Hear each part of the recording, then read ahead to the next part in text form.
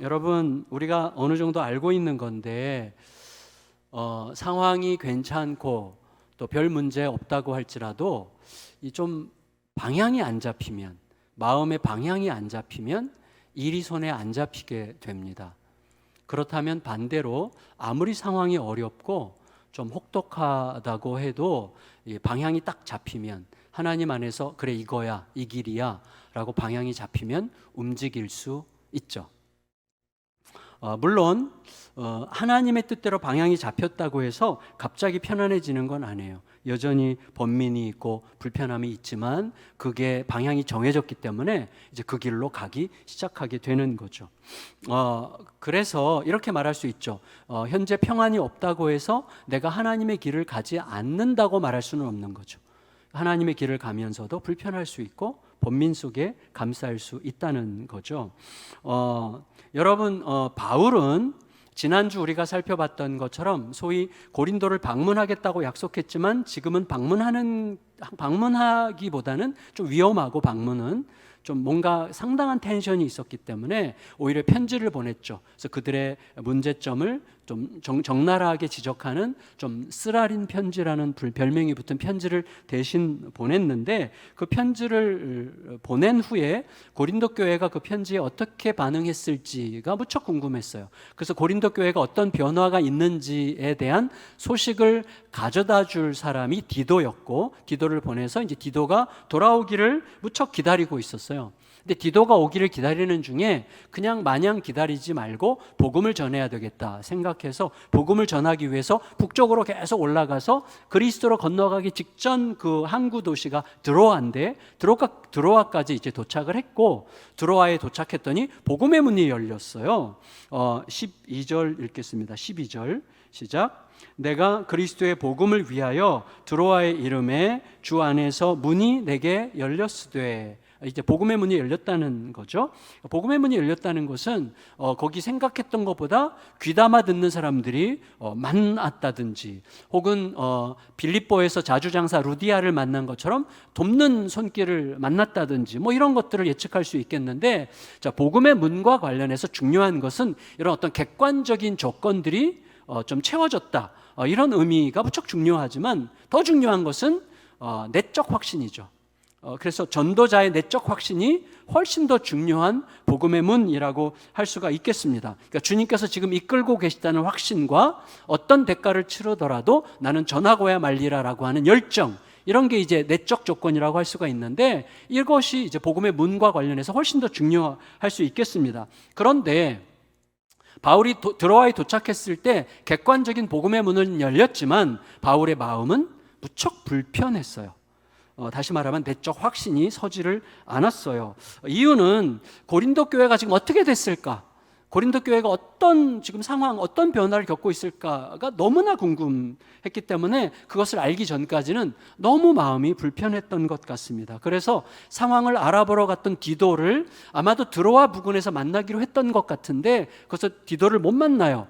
그러니까 디도를 통해서 상황을 들어봐야만 비로소 어떻게 할 것인지에 대한 마음의 방향이 잡히고, 그래야 뭔가를 그 다음 스텝을 밟을 수 있을 것 같은데 못 만났어요, 디도를. 그래서 결국은 드로아에서 복음 전하는 일을 접고 디도를 만나기 위해서 마게도냐로 건너갔던 거예요. 그게 이제 13절인데 13절 같이 읽겠습니다. 시작. 내가 내 형제 디도를 만나지 못함으로 내 심령이 편하지 못하여 그들을 작별하고 마게도냐로 갔노라.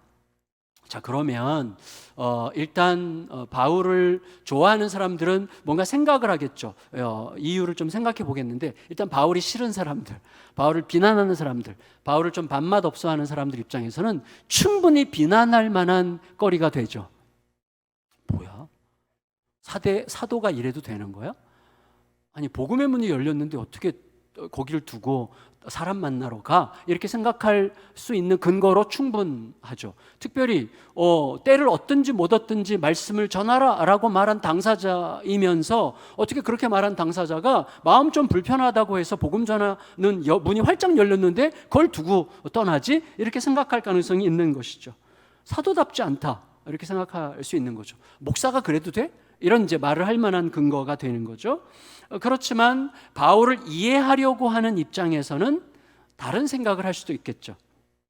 예를 들어서 바울이 때를 얻든지 못 얻든지 말씀을 전하라고 했던 말씀의 맥락은 비신자에게 복음을 전하는 맥락이라기보다는 에베소 교회 신자들에게 디모데가 말씀을 항상 가르치라는 의미로 그런 맥락이거든요. 동시에 그때는 바울의 마지막 단계예요. 디모데 후서 마지막 편지죠. 아주 영적으로 완숙했을 때라고 할 수가 있겠습니다. 더구나 그렇게 말할 때는 비신자 대상이 아닌 거죠. 그러니까 비신자에게 시도 때도 없이 전하라는 것은 위험하죠. 여러분, 시도 때도 없이 전해라, 때를 얻든지 못 얻든지 전해라는 말을 비신자에게 지나치게 적용을 하게 되면 일방적으로 우격다짐으로 꾸겨 넣듯이 하려고 하고, 시도 때도 상황도 안 보면서 막 하려고 하면 자칫하면 무척 무례할 수 있죠. 그러니까 신자가 좀 지나치게 교만하거나 영적 우월감을 가졌거나 과시적이거나 그렇게 될 수 있기 때문에 조심스럽다. 그러니까 바울이 무슨 선택을 했든지 뭔가 뜻이 있을 거다, 이렇게 생각할 수 있겠죠. 더구나 지금 바울은 어떤 상황 속에 있어요?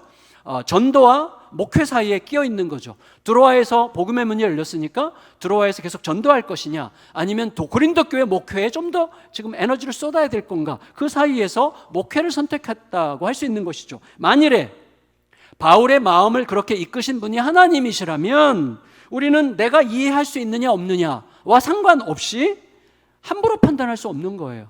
그러니까 하나님께는 더 나은 뜻이 있었을 거라고 생각했겠죠. 바울을 이해하려고 하는, 바울을 존경하는 사람들 입장에서는 그렇게 생각할 수 있었으리라고 할 수가 있겠습니다. 그런데 이런 상황에서 우리가 먼저 짚고 넘어가야 될 게 있는데, 그게 뭐냐면 하나님의 일이 뭐냐는 거죠. 우리가 보통 이거 하나님의 일이야, 나 하나님의 일을 우선적으로 해야 돼, 맞죠? 그 말은 맞는 것이죠. 그러면 그때 하나님의 일이 뭐냐는 거예요. 여러분, 제가 지금 하나님의 일을 하고 있는 걸까요? 모르죠. 제가 지금 설교하고 있는데 이 설교가 하나님의 일일까요? 어떻게 알겠어요? 하나님께서 아시죠. 하나님께서 아시는 방식대로 저는 알기를 갈망하면서 설교하고 있을 뿐이죠. 여러분, 제가 하나님의 뜻을 드러내기 위해서 설교하는 건지, 아니면 내가 이렇게 설교를 잘하는 사람이라는 내 존재를 드러내려고 설교하는 건지 어떻게 알 수 있겠어요? 모르는 거예요. 그러니까 어떤 게 하나님의 일이라고 하는 것은 객관적으로 그 일이 하나님의 일이기 때문에 하나님의 일인 것은 없는 거예요. 그 일을 어떤 정신과 마음으로 내가 행하고 있느냐가 훨씬 더 중요한 것이죠. 그러니까 하나님의 일이라는 것에 대해서 우리는 대체로 예배, 복음 전하는 것, 이런 것들은 기본적으로 확실한 하나님의 일일 거라고 전제해요. 이것보다 더 확실한 하나님의 일은 없다고 생각한단 말이죠. 그런데 예수님은 요한복음 6장 26절에서 이렇게 말씀하셨어요. 하나님의 일은 하나님이 보내신 자, 곧 나를 아는 거다, 이렇게 말씀하셨어요. 하나님의 일은 예수님을 아는 거예요.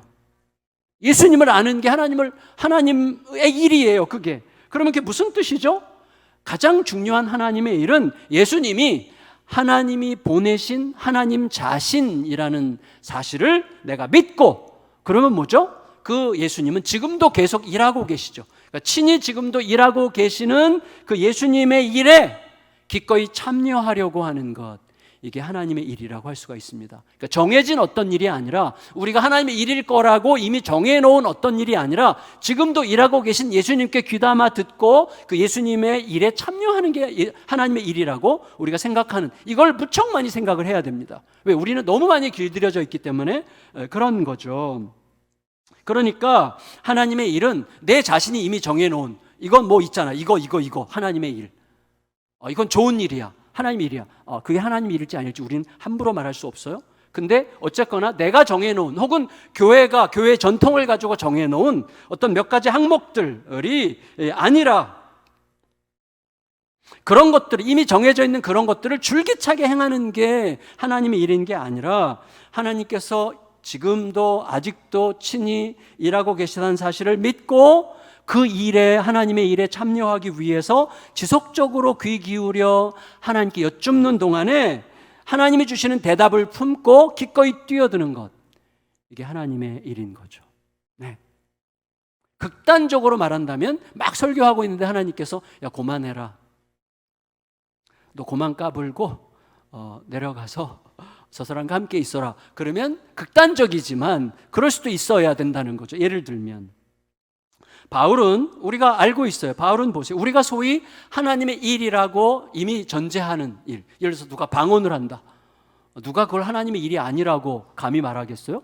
누가 엄청난 믿음의 이제 믿음으로 막 역사를 하고 막 그 사람 믿음의 막 역사가 나타나. 그리고 막 선한 뜻으로 막 구제하고 헌신하고 막 엄청나게 해. 주님의 이름으로 다 하나님의 일이라고 하는 것이죠. 예수님은 분명히 마태복음 7장에서 뭐라고 그러셨어요? 너희가 귀신 쫓아내고 뭐 전도하고 뭐 일하고 좋은 일도 막 하는데 하나님이 그 사람에게 나 너 몰라? 라고 말씀하실 거라고 이야기하셨잖아요. 예수님께서 분명히. 어떤 게 하나님의 일인지 몰라. 그러니까 바울은 얘기했잖아요. 고린도서 13장에서 여러분 천사의 말, 방언, 산을 옮기는 믿음, 내 몸을 불태우는 헌신과 구제 다 주님의 이름으로 할 수 있지만 사랑이 없다면 하나님의 일이 아니다 라고 말했잖아요. 우리 정말 생각을 많이 해야 되는 것이죠. 그러니까 여러분 우리들이 이건 하나님에 대한 사랑이야, 이건 이웃에 대한 사랑이라고 주장하고 싶어 할지 모르겠지만 실제로는 매우 이기적인 자기 사랑에 불과한 욕망으로도 그런 일들을 다 행할 수 있다는 거예요. 중요한 것은 그게 하나님의 일이 아니라는 거예요. 제가 다소 좀 한쪽에 치우쳐서 지금 얘기하고 있지만 이건 굉장히 생각해야 되는 부분이라고 할 수가 있겠습니다. 그러니까 하나님의 일이라는 것은 정리하면 뭐죠?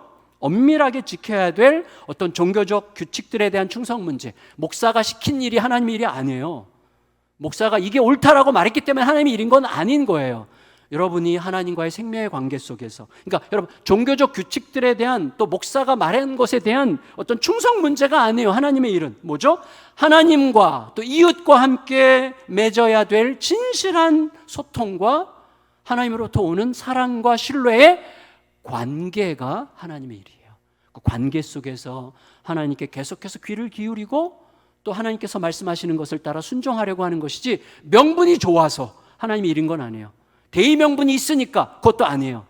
하나님과의 사귐 속에서 지금 하나님의 나를 어떻게 끌어가시느냐가 훨씬 더 중요한 것이죠. 그래야만 우리는 변질되지 않고, 그래야만 우리는 완고해지지 않고 율법주의자가 되지 않고 누군가를 함부로 판단하는 자가 될 수 없습니다. 하나님은 지속적인 우리와의 사귐을 원하시죠.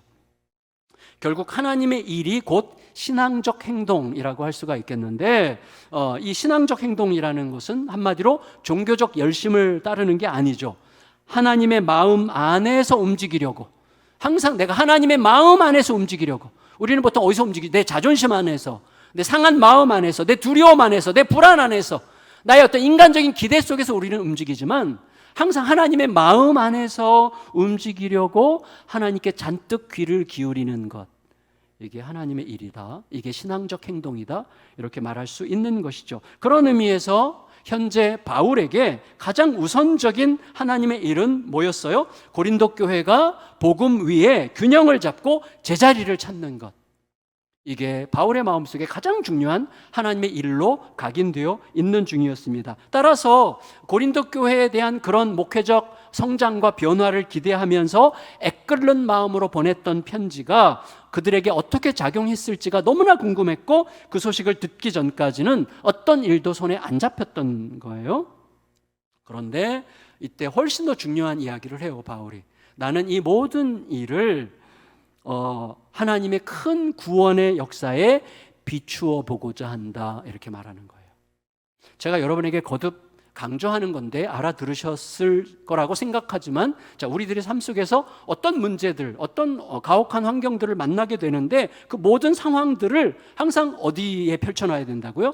하나님이 이미 이루셨고, 하나님이 지금 이루고 계시고, 하나님이 반드시 이루실 그 하나님의 큰 일에 비추어 오늘 나의 현실을 해석할 수 있어야 되는 거예요. 그래서 지금 바울은 그래서 이 지금 상황 자체가 아니라 더 중요한 것은 하나님의 크신 일에 비추어 볼 때 이게 어떤 의미인지를 말하려고 하는 거예요. 그래서 먼저 이미 신실하게 일해 오셨고 앞으로도 신실하게 일하실 하나님께 감사하면서 이렇게 시작하려고 하는 것입니다. 14절 읽겠습니다. 14절 시작. 항상 우리를 그리스도 안에서 이기게 하시고 우리로 말미암아 각 처에서 그리스도를 아는 냄새를 나타내시는 하나님께 감사하노라. 자, 하나님이 지금까지 해오셨고 앞으로도 계속 하실 일이 이 일이라는 거. 이 일은 두 가지로 요약한다면 따라해 보세요. 좀 조는 분이 있기 때문에 조는 분이 한 명도 없어요. 근데 그래도 따라해 보시게 하고 싶어요. 여러분이 목사가 되면 이렇게 자꾸 하고 싶어져요. 따라해. 자, 냄새와 승리. 다시 반대로 했네요. 승리와 냄새. 자, 24절을 승리와 냄새로 기억해 주세요. 첫째 무슨 말이냐면 하나님은 항상 우리에게 승리를 주셨고 앞으로도 주실 거다. 그러니까 하나님은 항상 승리를 주신다. 어떻게? 그리스도 안에서. 자, 이거를 꼭 기억하셔야 됩니다. 하나님은 항상 승리를 주신다. 어떻게? 그리스도 안에서. 자, 이게 무슨 의미인지 좀 이따 생각해 보겠고, 두 번째는 냄새인데, 하나님은 그 승리의 열매에서 냄새가 나게 하시는데 어떤 냄새? 그리스도를 아는 냄새를 나게 하신다고 얘기하는 거예요, 지금. 그리고 결국 하나님이 우리를 부르신 것은 우리는 이제 예배드리고 나면 각처로 흩어지죠. 그래서 하나님이 우리를 부르신 이유는 각처에서 사람들이 예수의 냄새를 맡게 하시기 위해서 우리를 부르셨다는 거예요. 그 얘기하는 거예요, 지금. 14절 다시 읽을까요? 14절 시작. 항상 우리를 그리스도 안에서 이기게 하시고 우리로 말미암아 각처에서 그리스도를 아는 냄새를 나타내시는 하나님께 감사하노라. 이 말을 들을 때 나한테는 해당 사항이 없구나 이렇게 되지 않기를, 정말 너무 감사하다 이렇게 되기를 정말 원하게 되는데, 자, 두 가지를 생각할게요. 첫째, 하나님은 항상 이기신다. 혹은 하나님은 항상 이기게 하신다, 승리하게 하신다. 어떻게? 그리스도 안에서.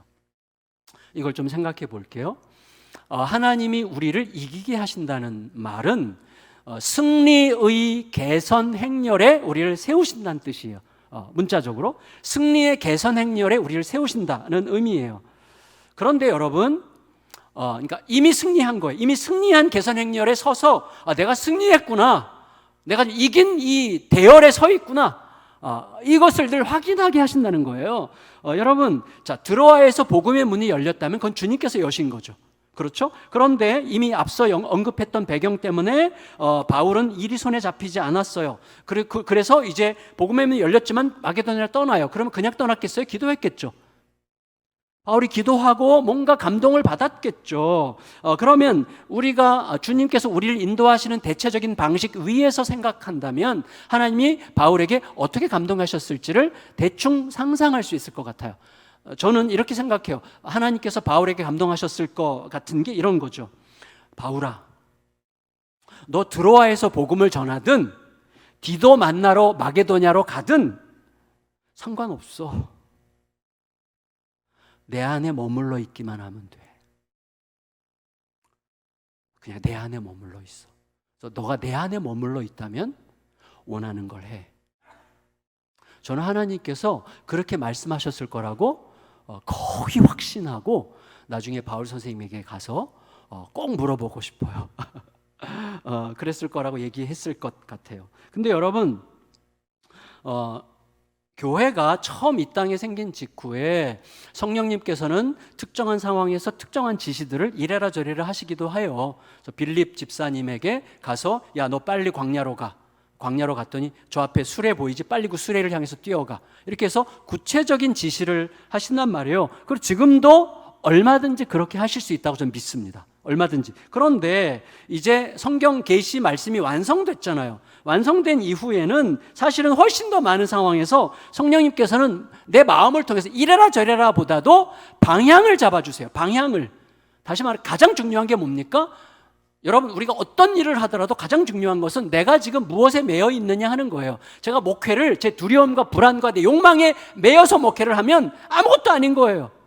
그러니까 내가 내 기분에 매여 있느냐, 예수 그리스도께 매여 있느냐, 이거를 성령께서 말씀을 통하여 충분히 가르쳐 주실 수 있으세요. 그리고 그 방향을 잡아주시고 방향 안에서 우리가 선택할 수 있게 하시는 거예요. 우리를 그렇게 대하신단 말이죠. 그렇다면 모든 상황에서 주님 안에 머무르려고 하는 방향으로만 선택할 수 있다면, 너무 운명적으로 이거 아니면 어떻게, 이거 아니면 어떻게 이렇게 생각하면 안 되는 거예요. 지난주 저희가 수련회 복음과 도시 컨퍼런스를 했는데, 그래서 이제 우리 선교사 정민영 성사님께 주 강사를 부탁드렸어요. 정민영 성사님이 이런 얘기 하시더라고요. 어떤 자매가 이제 코스타를 갔는데 자매가 상담하고 싶다고 막 왔는데 제가 선교사인데 선교에 대해서 상담할 줄 알았더니 연애에 대해서 상담을 해서 굉장히 절망했다고 이렇게 얘기를 하면서 자매가 두 사람을 사귀는데 어떤 남자와 결혼하는지 오를지 잘 모르겠다고 하면서 막 이렇게 고민이 된대요. 그래서 둘 다 크리스찬이래요. 어떻게 하면 좋겠어요? 그래서 화를 냈대요. 야, 아무나 해. 아무나랑 해. 아무나랑 해. 그 정도의 판단력도 안 주셨다고 전제하는 게 얼마나 웃깁니까? 하나님은요, 성령을 통해서 우리에게 방향을 정해주세요. 내가 지금 내 욕망 안에 있는지, 내가 예수 그리스도 안에서 고민하고 있는지. 그리스도 안에서 고민한다면 훨씬 더 나은 길을 선택할 수 있어요. 예를 들어서 그런 의미에서 제가 제 아내를 존경하는 면이 있어요. 제 아내가 저랑 만날 때 다른 남자도 만나고 있었습니다. 근데 사실은 다른 남자랑 만나고 있을 때 제가 끼어든 거예요. 내 아내가 마지막 결정을 어떻게 했냐면, 눈 뜨고 생각하면 그 사람이 훨씬 나, 학벌이나 뭐 모든 게 조건이 훨씬 나, 눈 감고 기도하면 제가 먼저 생각났대요. 그래서 눈 뜨고 계산할 때의 사람보다 눈 감고 기도할 때 떠오르는 남자랑 결혼하자. 그래서 저랑 결혼해서 간택된 사람이 접니다. 얘 뭐 박수까지 치고. 아줌마 좀 절제하세요. 근데 여러분, 이게 무척 중요하다고 저는 생각합니다. 그러니까 이 방향이 중요해요. 나를 어느 방향으로 성령님은 내가 지금 내 기분과 내 감정과 내 상황에 묶여 있는지, 아니면 내가 예수 그리스도 안에 머무르려고 하는지를 알게 하셔요. 그 방향을 정하시고 그 안에 선택하게 하시는 것이죠. 여러분, 이거예요. 주님의 뜻은 항상 매우 하나님의 뜻과 하나님의 길은 너무나 분명해요. 너무나 분명해요. 그러나 어떻게 할 것이냐라는 차원은 매우 유연하고 폭이 넓습니다. 예를 들어서 여러분, 자, 부모님들도 자녀 양육에 자신 있는 부모들이 정말 좋은 의미로, 교만한 거 말고 좋은 의미로 자신 있는 부모가 있는데, 자신 없는 부모는 어떻게 하죠? 시도 때도 없이 자식의 일에 초조해하고 안달하면서 일일이 쥐잡듯이 참견하려고 하죠. 자신 없는 부모예요. 근데 진짜로 자신 있는 부모는 사랑과 신뢰라는 넓은 틀 위에서 맡기고 관찰하고 꼭 필요할 때만 보호하는 후견인 역할을 하는 거예요. 여러분, 바울이 지금 마음속에 품고 있는 이미지가 뭐예요? 이미 승리하시고 승리한 개선 행렬에 우리를 참여시키시는 하나님이에요. 그 이미지 속에서 생각하는 거예요. 당신의 승리에 우리를 끼워주시고 우리를 행복하게 해주실 자신이 있으신 그 하나님을 마음에 담고 그 위에서 생각하는 거예요. 그게 우리에게 너무나 중요한 조건이 되는 것이죠. 따라서 이런 사실을 진짜로 믿고 있는 부모들이야말로 진짜 자신 있는 부모의 역할을 감당하게 되는 것이죠. 여러분, 생각해 보세요. 요나서 말씀이 엄청나게 어정쩡하고 애매하게 끝나잖아요. 하나님이랑 요나랑 말다툼하다 끝나요. 뭐가 결론이 없어. 애매모호해. 그건 무슨 뜻이죠? 하나님이 아셨다는 거죠. 무슨 뜻, 뭘 아셨어요? 요나가 결국 참회하고 돌아와 하나님이 오르셨다는 것을 고백하기 위하여 자기에게 일어난 모든 드라마틱한 사건을 요나서로 기록하게 될 것을 아셨다는 거죠. 그러니까 어정쩡하게 끝나도 아무 상관은 없어요. 하나님은 결국 요나가 돌아와 요나서를 기록하여 자기의 누추함과 하나님의 위대한 사랑을 고백할 줄 아셨던 거죠. 그러니까 우리의 삶을 인도하신 하나님의 호흡은 무척 길어요. 하나님이 긴 호흡으로 우리들의 긴 여정과 우리들의 성장을 바라보시면서 꼭 필요한 경우에만 적절하게 개입하시려고 하시죠. 그렇다고 무관심한 게 아니에요. 하나님 머리카락도 새 신바 되었다고 얘기하잖아요. 우리가 그 맨날 우리의 머리카락 세고 앉아 계신 게 아니라 무슨 의미인지 아시잖아요. 우리가 요만큼도 틀림이 없도록 완벽하게 우리를 보시지만 우리가 성장해 가도록 지켜보고 계신다는 의미이지 일일이 간섭하면서 하시지 않는다는 것이죠. 그게 우리를 행복하게 해주실 자신이 있으신 하나님의 진짜 사랑이라고 할 수가 있습니다. 두 번째, 그래서 하나님은 그 승리의 열매에서 냄새가 나게 하시는데, 그 냄새는 어떤 냄새? 예수 그리스도를 아는 냄새를 나게 하신다는 것이죠. 성도님들, 우리 신자들은요, 가혹한 상황을 만날 수 있죠. 우리들도 가혹하고 험한 상황을 만날 수 있는데, 신자는 어떤 존재죠? 가혹하고 험한 상황에 감싸일수록 더 예수님께 감싸이려고 하는 자죠. 그게 신자죠. 그래서 힘든 상황이지만 예수님께 더 감싸이려고 할 때만 할 수 있는 선택을 통하여 승리의 열매를 거두게 되는 거고, 그때 사람들은 알게 돼요. 여러분 보세요. 사람들이 예수의 냄새를 그때 맡게 되는데, 자, 어려운 일이 왔어요. 하나님, 이 어려운 문제 지나가게 해주세요. 어려운 문제가 오자마자 지나갔어. 그래서 무슨 냄새가 나요, 여기서? 아무 냄새도 안 맞아요. 안 나요? 누구도 어떤 냄새도 못 맡게 되어 있습니다. 아무 냄새가 안 나요. 무의미하죠. 고난이 왔어요. 이 고난 속에서 이거 빨리 물러가게 해주세요 라기보다도 고난 속에 예수 그리스도께 더 감싸이게, 주님 이 고난 속에서도 주님을 떠나지 않게 하시고 주님의 뜻이 무엇인지를 알게 해주세요 라고 끝없이 기도하는 거예요. 그럴 때만 할 수 있는 선택을 하게 되고, 그 선택의 결과 승리를 열매로 받게 되는 것입니다. 이게 너무나 중요해요. 예를 들어서 여러분, 지난 금요일 날 큐티 본문이 뭐예요? 시편 20편. 환난 날에 여호와께서 응답하시고. 자, 이거 잘 생각해 보세요. 환난 날에 여호와께서 응답하시고. 자, 무슨 뜻이에요? 환난 날에 하나님께 기도했다는 것이죠. 환난 날에 내가 기도했다는 것은 하나님께서 내 환난을 아신다는 것을 내가 알았다는 뜻이죠. 동시에 하나님이 내 환난보다 크다는 것을 내가 알았다는 뜻이죠. 근데 이 환난을 지나가게도 하실 수 있는 하나님이 환난을 나에게 허용하셨다는 것도 알고 있다는 뜻이죠. 그러니 환난 날에 응답하셨다는 것은 무슨 뜻이에요?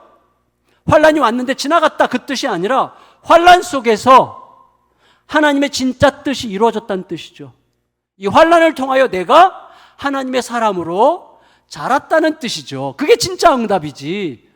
환난이 왔는데 아무런 효과도 없이 환난이 왔다 갔어. 무슨 의미가 있어요, 그게? 무슨 의미가? 왔다 갔는데 나는 그대로잖아요. 환란이 왔으면 얘가 나를 키워야지. 나를 자라게 해야지. 내가 자라야지. 어디까지? 그리스도의 분량까지 자라가는 거죠. 그럴 때 사람들이 내 옆에서 예수의 냄새를 맡게 되는 거예요. 그때 우리는 말할 수 없이 존귀한 존재로 변화되어 가는 거죠. 그거를 얘기하는 거란 말이죠. 그러니까 여러분, 우리가 어려움 속에서 예수께 더 감싸일 때만 할 수 있는 선택 속에서 승리의 열매를 받게 되고, 사람들은 그 사람을 통해서 예수를 아는 냄새를 맡게 되는 거예요. 그러니까 예수를 아는 냄새라는 건 뭐예요? 아, 이 사람 진짜 예수를 제대로 아는 사람이구나 를 사람들이 알게 되는 냄새일 뿐만 아니라 그 사람을 보면 예수님을 더 알고 싶어지게 하는 냄새를 맡게 되는 것이죠. 그런 냄새가 나는 것이죠. 소위, 그런데 여러분 어때요? 소위 신자라고 하는 분들, 소위 목사라고 하는 자들에게서 냄새가 나죠. 하나님을 안 믿는 게 틀림없는 냄새가 나요. 하나님을 안 믿는 게 너무나 분명한 냄새가 난단 말이죠. 어떤 속물적인 욕망의 냄새가 난단 말이죠. 너무나 고약한 일이 아니겠습니까? 여러분, 세상이 교회를 비난할 때 그렇게 힘들어할 필요 없어요. 세상이 교회를 비난할 때 비난받는 것 때문에 힘들어하는 게 아니라 우리한테 아무 냄새도 못 맡고 있구나 때문에 힘들어야죠. 세상이 교회를 비난하는 것은 무슨 뜻이에요? 아직 기대하고 있다는 거죠. 아직 기대하고 있는 거예요. 기대가 없으면 그냥 내버려, 지네들 저것들 그냥 지네들끼리 어떻게 되겠지 이렇게 생각하고 내버려 두는데 끝없이 비판을 해. 끝없이. 왜? 기대하는 거죠. 뭘 기대해요? 냄새를 기대하는 거죠. 어떤 냄새죠? 어떤 냄새예요? 그리스도를 아는 냄새를 기대하는 거예요. 진짜 냄새를. 너희들이 우리와 전혀 다르지 않은 똑같은 속물적인 냄새, 그런 거 너희 맡고 싶지 않고 진짜 예수 냄새 맡고 싶다고 갈망하는 거죠. 그 소리를 우리가 들을 수 있어야 되지 않겠습니까? 세상은 신자들로부터, 목회자들로부터 더럽고 지저분한 탐욕이 승리한 냄새 말고 진짜 예수님이 이기신 승리의 냄새를 맡고 싶어 하는 것이죠. 그러니까 힘을 다해서 내 전제를 내려놓고 또 예수님을 이용하려고 하지 않고 내가 알고자 하는 대로가 아니라 예수께서 말씀하신 대로 예수를 알아가려고 할수록 우리들은 예수님 안에 머무르고 싶어지고, 예수님 안에 나를 더 머무르고 싶게 만드는 것이 아닌 것에 대해서는 매력을 못 느끼게 되는 거예요. 어떤 것이든 나를 예수님께 더 머무르게 해줄 수 있는 것은 고난의 길이어도 가는 거예요. 아무리 화려한 길도 이 길이 나를 예수님께로 좀 멀게 떨어지게 하겠는데, 그러면 매력을 못 느끼게 되는 거죠. 그러면서 점점 더 예수의 냄새가 나게 되는 것이죠. 결국 하나님은 이 온 세상이 각처에서 그 냄새를 맡을 수 있도록 하시기 위해서 우리를 부르셨다는 거죠. 여러분 기억해야 됩니다. 이 일을 계획하신 분이 하나님이시라면, 이 일을 주도하고 계시는 분이 우리 창조자 하나님이시라면, 만일에 우리가 가장 지혜로운 사람이라면, 우리가 가장 비상한 사람이라면, 우리가 참으로 순수하게 이기적인 사람이라면 우리는 반드시 예수님 안에 머무르는 삶을 선택할 수밖에 없어요. 어떤 대가를 치르더라도. 왜? 하나님이 계획하셨고 하나님이 보장하시고 하나님께 지키시고 결국 하나님이 당신의 영광으로 완성하실 길이 분명하다면, 진짜 똑똑하고 진짜 욕심스럽고 진짜로 이기적인 사람이라면 그 길을 선택할 수밖에 없는 거죠. 이기적인 여러분들 축복합니다. 그래야 되는 거죠, 우리들이. 여러분, 모든 피조물을 당신의 완전한 능력과 지혜로 다스리시는 창조자가 자기 생명으로 보증하고 이끌고 계시는 길이라면, 그렇게 매력적인 길은 세상 어디에도 없는 거죠. 그러니까 우리는 멋모른 채, 또 어쩌다 보니까 또 혹은 깊은 고민과 갈등을 헤치고 이 길에 들어섰지만, 중요한 것은 뭐예요? 우리가 걷게 된 이 길이 그런 엄청난 길이라는 사실을 알고 걷는 게 너무나 중요해요. 그 길 위에서 판단해야 됩니다. 그 길 위에서 느껴야 됩니다. 항상 그 길 위에서 우리에게 다가오는 모든 문제들을 그 길 위에서 판단하고 생각하고 해석할 수 있는 은혜가 우리 가운데 충만히 임하시기를 예수님의 이름으로 축원합니다. 말씀을 정리해 갈게요. 여러분 알죠? 사람마다 냄새가 있어요. 냄새. 코로 맡는 냄새 말고 딱 보면 저 사람 생긴 건 굉장히 험상궂어 보이는데 굉장히 신실하게 느껴지네? 뭐 이런 냄새가 나잖아요. 눈으로 맡는 냄새, 눈으로 마음으로 직관적인 통찰로 맡게 되는 냄새가 있는 거죠. 어떤 사람은 얼굴도 잘생겼는데 신실해 보여. 그런 사람도 있죠. 어떤 사람 정말 너무 외모가 좋은데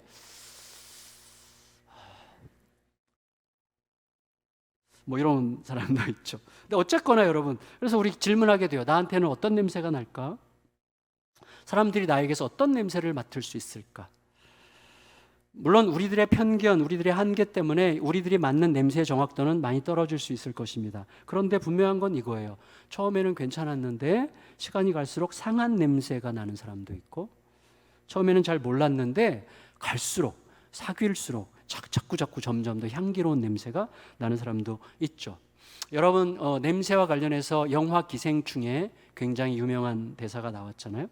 그러니까 경제적 신분에 따라서 맡을 수 있는 독특한 냄새라고 하는 논쟁의 여지가 있는 대사가 거기 있죠. 근데 이거는 전에도 한번 말씀드렸지만 원조가 조지 오웰이라는 소설가예요. 조지 오웰은 평생 냄새와 관련된 통찰에 굉장히 많은 에너지를 쏟았던 분이에요. 냄새에 굉장히 예민한 분이에요. 그러니까 자기 코도 냄새에 예민하지만 냄새와 관련돼서 뭔가를 추적을 많이 했어요. 그래서 1936년도에 썼던 소설 중에 엽란이라는 식물이 있는데 엽란을 날려라 라는 소설에서는 거기에 이제 자기를 대변하는 인물을 등장시켜서 이런 대사를 합니다. 가난하면 가난하지 않은 사람들의 미움을 받게 돼. 나쁜 냄새가 나니까 가난이란 정신적 구취야. 이렇게 이제 얘기를 하죠. 그런데 여러분 이게 좀 불쾌한 말이죠. 불쾌한 말이기도 한데 좀 생각해 보면 그 다음에 이제 조지 오웰이 1984라는 소설에서는 이렇게 말했어요. 나쁜 냄새가 있는데 나쁜 냄새보다 더 나쁜 것은 아무 냄새도 나지 않는다는 거다. 이런 얘기를 했어요. 나쁜 냄새보다 더 나쁜 것은 아무 냄새도 나지 않는다는 거다. 예를 들어서 그 사도 바울이 에베소에서 복음 전할 때인가요? 바울을 통해서 귀신이 막 나가니까 어떤 가짜 제사장 아들이 바울을 흉내내서 막 귀신 쫓아내려고 하다가 귀신이 막 제압해가지고 이렇게 말하잖아요. 예수도 내가 알고 바울도 아는데 넌 누구야? 이렇게 말하죠. 그러니까 귀신도 모르게 사는 사람이죠. 귀신도 몰라주는 사람. 그러니까 냄새가 안 나는 거죠. 크리스찬인데 아무 냄새도 안 나. 냄새가 없다는 건 무슨 뜻이에요?